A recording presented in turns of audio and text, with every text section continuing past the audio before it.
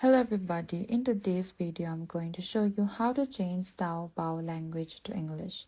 To get started, firstly you need to open the Taobao app on a device and make sure you are signed into account already.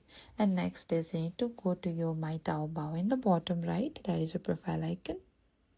And from here, you need to select the setting gear in the top right corner again.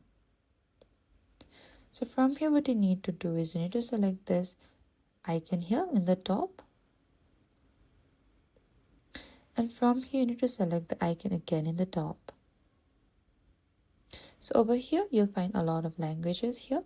What you need to do is scroll all the way to the bottom and you need to select the second last option from there.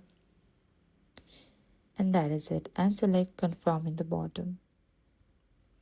And that is it. That is how you can change Taobao language to English.